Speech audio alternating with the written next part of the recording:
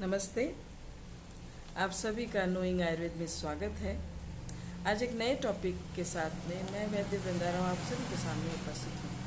आज का जो टॉपिक है वो बिल्कुल ही समयानुकूल है और हम अपने चारों तरफ देख रहे हैं कि सभी लोग इससे ग्रसित हैं, पीड़ित हो रहे हैं और बहुत जल्दी से ये फैलने वाला व्याधि है। आज का जो व्याधि टॉपिक है वो है नेत्राभिषण। नेत्राभिषण यानी जिसको हम कॉमन शब्दों में सामान्य शब्दों में आँख आना बोलते हैं या आई फ्लू बोलते हैं या कंजक्टिवाइटिस बोलते हैं।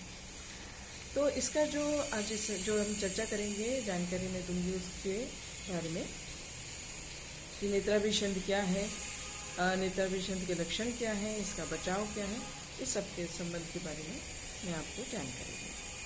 देखिए, नेत्राभिषण जैसे कि इसके नाम से ही पता लगता है, नेत्र यानी आँखों से संबंधित ये व्याधि है और आँखों में भी पर्टिकुलरली जो वाइट पार्ट है आई बॉल का दिखे, कंजक्टिवा या शुक्ल भाग जो है, श्वेत भाग, इसमें होने वाली ये व्याधि है। तो नेत्राभिषण में ये जो शुक्ल भाग है इसमें लालिमा आ जाती है, संक्रमण के कारण लालिमा, सूजन आ जाती है, ऊपर और नीचे की जो पलक है इन दोनों में सूजन आ जाती है बाहर की तरफ, और अंदर की तरफ जो है वो छोटी फुंसियाँ हो जाने के कारण हमें ऐसा लगता है कि अंदर कुछ बजरी के पार्टिकल्स हैं और वो चुभ रहे हैं। तो चुभन होती है, जलन होती है, दर्द होता है और खुजली होती है और कभी कभी इसमें से आँख में से पानी भी आता है और आँख के जो ये दोनों कॉर्नर्स हैं इसमें एक कीचड़ या गंदगी जमा हो जाती है, कफ जमा हो जाता है। तो ये नेत्राभिषण के लक्षण हैं। अब ये होता क्यों है? देखिए, वर्षा ऋतु में क्या होता है कि जब वर्षा बहुत अधिक मात्रा में हो जाती है या बाढ़ की सी स्थिति हो जाती है तो प्रकृति में या वातावरण में हमारे आसपास बहुत ज़्यादा नमी, क्लेद, ये ह्यूमिडिटी इकट्ठी हो जाती है और इसकी वजह से ये संक्रमण बनता है और संक्रमण हवा और पानी के माध्यम से फैलता भी है। इसलिए इसमें सबसे ज़्यादा जो और जिन लोगों को जुखाम है, बुखार, खांसी ये सब हुआ है, उन लोगों को ये संक्रमण होने की संभावना बहुत ज़्यादा बढ़ जाती है। अब इसके लक्षणों के बाद में हम बात करेंगे इसका बचाव। तो देखिए, बचाव के बारे में आँखों का जहाँ तक संबंध है, आँखों के मामले में सबसे ज़्यादा जो ध्यान रखना होता है वो हाइजीन से रिलेटेड यानी स्वच्छता, साफ सफाई, क्लीनलीनेस के बारे में होता है। तो आँखों को हमें अगर हाथों को साबुन से धो के ही हमें आँखों को टच करना होता है या खुजली करना होता है या आँखों को के पास ले जाना होता है, ठीक है। तो हाथों को साबुन से धोइए और उसके बाद ही आँखों से संबंधित कुछ भी आप, चाहे आपको आई ड्रॉप डालना है या कुछ भी काम करना है, तो हाथों को हम धोकर स्वच्छ करके ही इसका उपयोग करेंगे। दूसरा जो है वो आँखों को साफ पानी से धोना है, ठीक है। साफ पानी उबाल कर ठंडा किया हुआ भी हो सकता है, हल्का गुनगुना भी हो सकता है, पर साफ पानी से आप छींटे मार के भी धो सकते हैं, लेकिन हल्का गुनगुना पानी से धोएंगे तो अच्छे से इसकी सफाई हो जाती है, ठीक है। आगे भी और मैं आपको बताऊंगी कि इसको कैसे साफ करना है।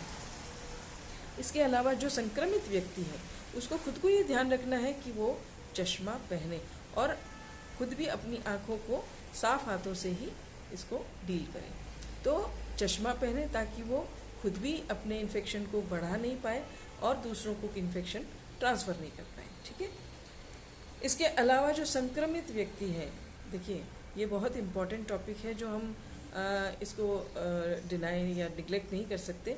कि संक्रमित व्यक्ति का रुमाल, तौलिया, तकिया, तकिए का कवर, चादर, इस तरह की जो उसकी पर्सनल बिलोंगिंग्स हैं, पर्सनल सामान है, उसको भी हमें नहीं उपयोग करना होता है या उसको शेयर नहीं करना होता है। इसके मामले में मैं थोड़ा और डिटेल दे दूं कि फीमेल्स के मामले में जो आँखों से संबंधित कॉस्मेटिक प्रोडक्ट्स हैं, यानी काजल है, आईलाइनर है, तो इस चीज़ों की ये जो पर्सनल यूज़ की चीज़ें होती हैं, इसको भी हमें किसी को शेयर नहीं करना होता है या किसी का हमें यूज़ नहीं करना चाहिए, क्योंकि अगर उसको इन्फेक्शन हुआ है तो ये उन साधन के माध्यम से हमको भी होने की संभावना बिल्कुल बनती है।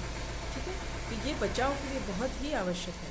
बचाव में ये भी है कि आप टीवी, कंप्यूटर और मोबाइल इसके जो स्क्रीन है उसको कम से कम इसको देखें जब आप इन्फेक्टेड हैं, या बचाव के लिए भी देखें। आँखों को थोड़ा आराम दीजिए, रेस्ट दीजिए, जिससे कि आँखों की इम्यूनिटी बनी रहे। ठीक है, और ठंडी चीज़ों का सेवन इस बचाव में जो सबसे मेन मुद्दा है वो है ठंडी चीज़ों का सेवन। जो लोग इस समय ठंडे छाछ, लस्सी, ठंडे शरबत, कोल्ड ड्रिंक, आइसक्रीम, शेक्स, इन चीज़ों का सेवन करते हैं, उनको क्योंकि जुकाम जल्दी पकड़ने की संभावना रहती है और उनको आई फ्लू होने की बहुत ही संभावना बन जाती है। इसलिए इस दरमियान बचाव के लिए ठंडी चीज़ों का सेवन अवॉइड करके गर्म चीज़ों का आप डाइट में, चाहे पानी पिए तो थोड़ा सा लूकवार्म पीजिए।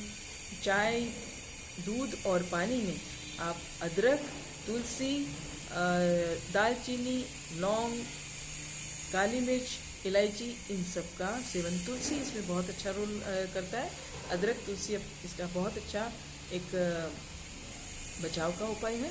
तो अगर इन्फेक्शन हुआ है तो भी आपको इसका उपयोग करना है, और बचाव करना है तो उसके लिए भी ये ट्रीटमेंट, बचाव के लिए भी इसका उपयोग आप कर सकते हैं।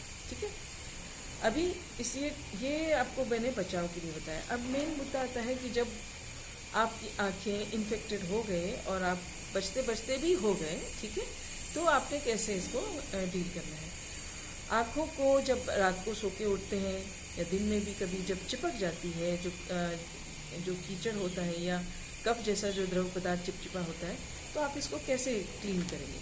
गर्म पानी करिए 1 गिलास, 2 कटोरी अलग अलग, दोनों आँखों के लिए 2 अलग अलग कटोरी का हमें यूज़ करना है, और दोनों का आधा गर्म पानी से भर दीजिए, और उसमें कॉटन के बॉल्स बना के आप उसमें डाल दीजिए, जैसे 5-5 बॉल डाल दीजिए। फिर एक हाथ को साफ करके, सबसे पहले हाथ को साबुन से धोइए, और जो कॉटन बॉल्स है उसको थोड़ा सा स्क्वीज़ करिए, जैसे रसगुल्ला स्क्वीज़ करते हैं, और फिर आँखों को के पास ले जाके उसको क्लीन करिए। और क्लीन करके आप देखिए, ऐसा है कि ये जो आप क्लीन किससे करेंगे, जो गर्म पानी है उसमें आप थोड़ा सा फिटकरी का 1 या 2 बार जो डली है उसको घुमा दीजिए, फिर उस पानी से आप इसको क्लीन करिए। अगर फिटकरी नहीं है तो भी कोई बात नहीं, आप प्लेन गर्म पानी से भी क्लीन कर सकते हैं। ठीक है तो अच्छी बात है।